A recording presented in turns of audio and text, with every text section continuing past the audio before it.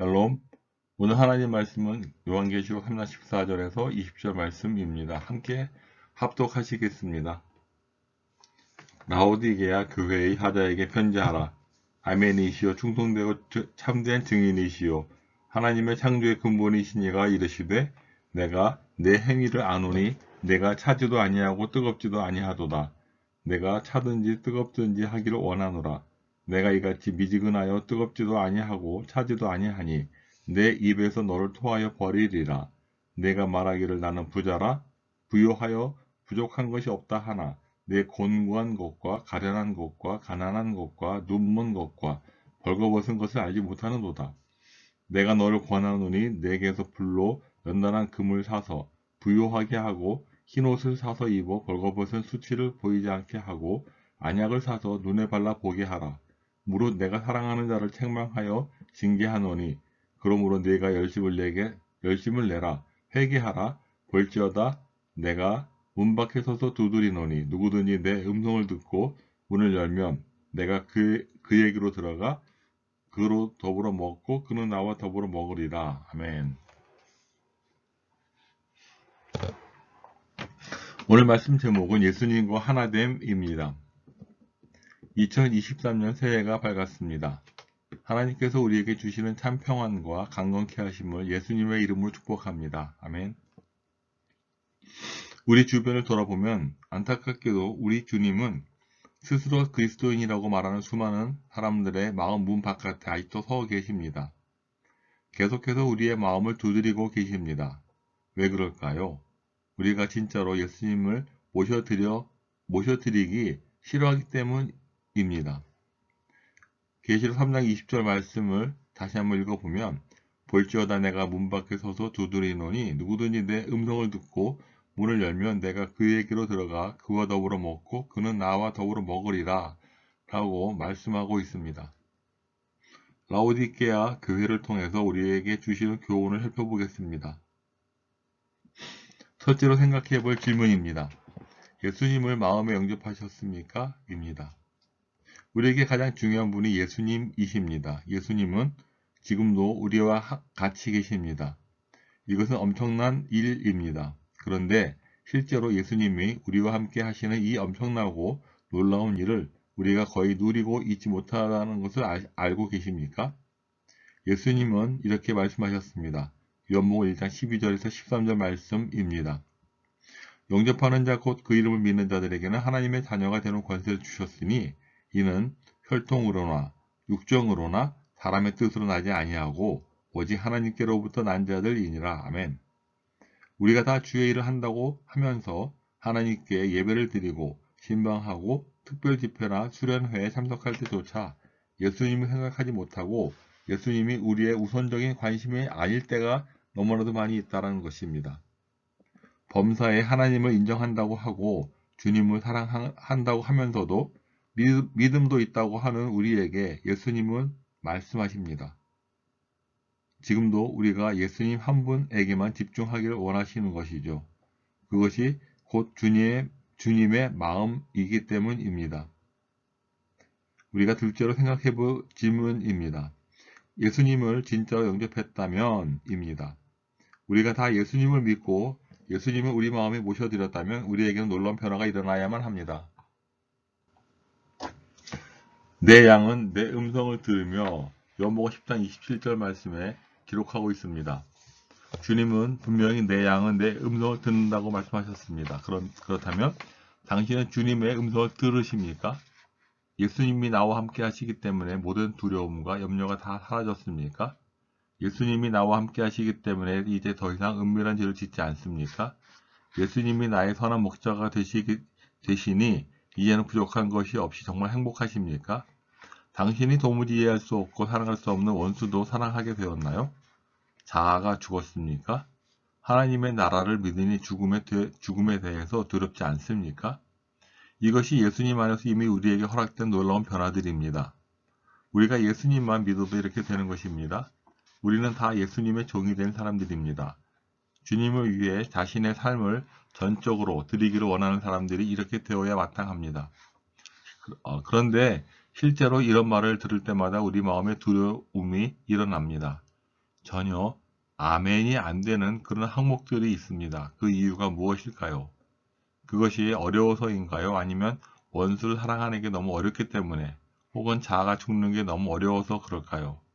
우리가 예수님을 모르니까 이렇게 되지 않는 것입니다. 우리가 스스로 노력한다고 되는 것이 아닙니다. 내가 예수님을 알게 되면, 내가 예수님을 정말 마음에 영접하면 되어지는 일입니다. 세 번째로 생각해 볼 질문입니다. 참을 수 없는 기쁨이 있으십니까? 입니다. 하나님의 나라가 있다는 것을 다 믿으시죠? 다 믿으실 것입니다. 저 역시 하나님의 나라가 있다고 어릴 때부터 믿었습니다. 어릴 때마다 듣고, 어릴 때부터 듣고 또 들었던 것이 천국과 지옥에 대한 이야기입니다. 당연히 천국은 있을 거라고 생각했고, 또 제가 나중에 천국에 갈 거라고 그렇게 믿었습니다. 저는 그거면 된 줄 알았습니다. 그런데 하나님께서 제가 얼마나 엉터리같이 믿고 있는지에 대해서 마태복음 13장 44절 말씀으로 저에게 말씀을 하셨습니다. 그 말씀은 마태복음 13장 44절인데요. 천국은 마치 밭에 발친 보화와 같으니 사람이 이를 발견한 후에 숨겨두고 기뻐하며 돌아가서 자기의 소유를 다 팔아 그 밭을 사느니라. 아멘. 이것이 밭에 숨겨진 보화를 발견한 사람에 대한 이야기입니다. 제가 이 말씀으로 설교 준비를 하고 있을 때였습니다. 주님이 갑자기 제 마음에 질문을 하셨습니다. 너는 하나님의 나라가 있다고 믿고 그 천국을 소유했지? 그러면 너는 보화를 발견한 이 사람처럼 그렇게 기쁘냐? 분명히 주님은 하나님의 나라를 발견한 사람의 비유로 말씀하셨습니다. 밭에 감추인 보화를 발견한 사람은 그것이 어찌나 기쁜지 자기 소유를 다 팔아서 그 땅을 샀다고 했습니다. 근데 여기서 문제의 핵심은 기쁨입니다. 주님이 내게 과연 그 기쁨이 있느냐고 물으시는데 저는 그때 그 기쁨이 있다고 말씀드릴 수 없었습니다. 분명히 나도 하나님의 나라가 있다고 믿고 또 그 하나님의 나라를 소유했다고 믿는데 내게 보화를 발견한 사람의 기쁨이 없다는 것은 내가 아직도 하나님의 나라를 잘 모르는 것이라고 말씀하셨습니다. 우리는 지식으로 아는 것을 믿음이라고 생각할 때가 있습니다. 하지만 들어서 아는 것은 실제로 나의 것이 아닙니다. 우리는 이 사실을 다 같이 진지하게 점검을 해보아야 합니다. 실제로 많은 사람들이 하나님의 나라를 누리지 못하는 것이죠. 당신은 예수를 알게 된 참을 수 없는 기쁨을 가지고 있습니까? 예수를 믿는 것 하나 때문에 갖게 되는 참을 수 없는 기쁨, 밭에 감추인 보화를 발견한 사람이 돌아가서 자기의 소유를 다 팔아서 그 밭을 산 것과 같은 기쁜 말입니다. 우리가 사는 이 세상이 전부가 아니며 하나님의 나라가 있다는 것을 진정으로 알게 되면, 그렇다면 이제 더 이상 자신의 환경이나 형편이나 다른 아무것도 문제가 되지 않습니다. 그것을 뛰어넘는 참을 수 없는 기쁨이 존재하기 때문입니다. 넷째 질문입니다. 예수 그리스도를 얻었는가? 입니다. 말씀을 읽으면 모든 말씀이 다 은혜가 되는 것은 아닙니다. 특별히 저에게는 이 말씀을 대할 때마다 어려운 말씀이 있습니다. 빌립보서 3장 7절에서 9절 말씀인데요.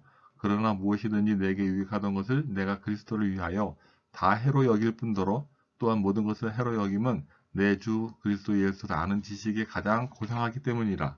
내가 그를 위하여 모든 것을 잃어버리고 배설물로 여김은 그리스도를 얻고 그 안에서 발견되려 함이니 내가 가진 의는 율법에서 난 것이 아니요 오직 그리스도를 믿음으로 말미암은 것이니 곧 믿음으로 하나님께로부터 난 의라. 아멘. 사도 바울은 자기에게 유익하던 것을 다 배설물처럼 버렸다고 고백합니다. 배설물처럼 버리는 느낌을 잘 아시지요? 화장실에서 다 경험을 해보셨고 매일 경험을 하시고 오늘도 경험하신 분이 있을 것입니다. 그런데 배설물을 버릴 때 아까우십니까? 그런 분은 안 계시지요? 아무리 내 몸에서 나온 것이라지만 배설물은 정말 버리고 싶은 것입니다. 돌아보고 싶지도 않습니다. 그럼 어떻게 그럴 수 있을까요? 자기에게 유익하던 것, 그렇게 갖고 싶고 누리고 싶었던 것들이 어떻게 하루아침에 배설물처럼 여겨질 수 있을까요? 눈물을 흘리며 억지로 버려도 대단한 돈, 명예, 편안한 삶, 모든 것을 잃고 그것을 배설물처럼 여기다니 그것이 어떻게 가능합니까? 이유는 하나입니다. 예수 그리스도 때문입니다. 사도 바울은 예수 그리스도 그분을 알았습니다. 스스로 그렇게 말하고 있습니다. 모든 것을 해로 여김은 내 주 그리스도 예수를 아는 지식이 가장 고상하기 때문이며 모든 것을 잃어버리고 배설물로 여김은 그리스도를 얻고 그 안에서 발견되려 함이라고 말합니다. 바울의 고백과 같이 예수님을 안다는 것은 정말 놀라운 일입니다. 하나님 나라의 비밀이 예수님 안에 있습니다. 제자도의 핵심이 바로 예수 그리스도와의 관계입니다. 플로이드 맥클랑이 제자도의 본질이라는 책을 썼습니다. 이 책은 제자도에 대해서 내게 깊은 감동을 주었고 마음으로부터 아멘하게 만든 책이었습니다. 플로이드 맥클랑은 제자도의 핵심이 세 가지 사랑이 있다고 말을 했습니다. 첫째는 예수님을 사랑하는 것입니다. 플로이드 맥클랑은 그것을 예배라고 보았습니다. 둘째는 예수님이 사랑하신 세상을 사랑하는 것입니다. 그는 그것을 선교라고 보았습니다. 셋째는 예수님을 사랑하는 성도들을 사랑하는 것입니다. 그것은 성도의 교제입니다. 그는 이것을 제자도의 본질이라고 설명하는데요. 핵심은 예수님에 대한 사랑입니다. 하나님의 나라의 비밀이 예수 그리스도 안에 있고 제자도의 본질이 예수 그리스도를 사랑하는 것입니다. 그러면 충분한 것입니다. 끝으로 생각해 볼 것은 초대받지 못한 예수님입니다. 당신은 정말 예수님을 영접하셨습니까? 우리는 이 질문으로부터 시작을 해야 합니다. 여기서부터 다시 바로 되어야 한다는 것입니다. 계시록 3장 20절 말씀에 보면 볼지어다 내가 문 밖에 서서 두드리노니 누구든지 내 음성을 듣고 문을 열면 내가 그에게로 들어가 그와 더불어 먹고 그는 나와 더불어 먹으리라. 아멘. 이 말씀을 문자적으로만 해석하면 예수님 믿는 것, 예수님을 마음에 영접하는 것을 신학적으로 어떤 개념으로 형이상학적으로 표현하지 않고 그냥 예수님과 함께 밥 먹는 거라고 하십니다. 밥 먹는 것이 그렇게 중요합니까? 예수님은 그렇게 중요하게 여기십니다. 이 말씀에 비춰보면 예수님이 정말 원하시는 것은 하루 세 끼 밥같이 먹자는 것입니다. 내가 그에게로 들어가 그와 더불어 먹고 그는 나와 더불어 먹으리라. 주님과 함께 밥을 먹는다는 것은 친밀함을 의미합니다.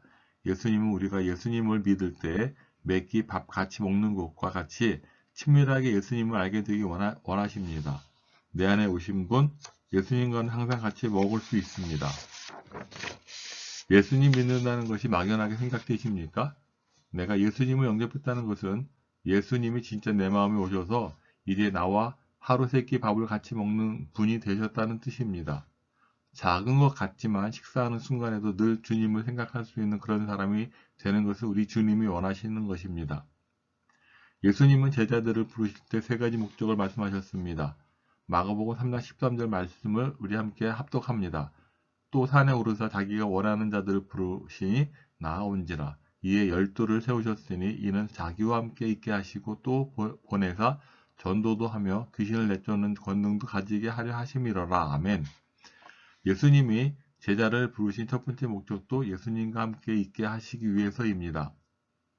그 다음에 보내사 전도도 하며 귀신을 내쫓는 권능도 가지게 하려 하심이라고 나옵니다. 마찬가지로 내가 주님과 함께 있는 것이 제자됨의 시작입니다. 지금도 마찬가지입니다. 이제 말씀을 정리하고 마치겠습니다. 그렇습니다. 주님은 우리 마음에 오시기 원하십니다. 하나님은 우리 안에 계십니다. 예수님은 우리가 예수님을 정말 관심 있게 바라보기를, 예수님께 주목하기를 원하십니다. 예수님이 문 밖에 서서 두드리고 있다고 하시는데 그것이 누구에게 하신 말씀입니까? 바로 라오디게아 교회에 하신 말씀이자 라오디게아 교회 교인들에게 하신 말씀입니다. 지금도 그렇습니다. 안타깝게도 우리 주님은 스스로 그리스도인이라고 말하는 수많은 사람들의 마음 문 바깥에 아직도 서 계십니다. 계속해서 수많은 사람들의 마음 문 바깥에 아직도 서 계십니다. 그리고 계속해서 우리의 마음을 두드리고 계십니다. 왜 그럴까요? 우리가 진짜로 예수님을 마음에 모셔드리기 싫어하기 때문입니다. 그럴까요? 로마서 1장 28절에 또한 그들이 마음에 하나님 두기를 싫어하며 하나님께서 그들을 그 상실한 마음대로 내버려 두사 합당하지 못한 일을 하게 하셨으니라고 기록하고 있습니다. 그럼에도 불구하고 사도행전 16장 31절 말씀을 보면 이르되 주 예수를 믿으라 그리하면 너와 내 집이 구원을 받으리라 라고 말씀합니다. 오늘도 주님과 함께 동행하는 삶을 살아내시기를 예수님의 이름으로 축복합니다. 아멘.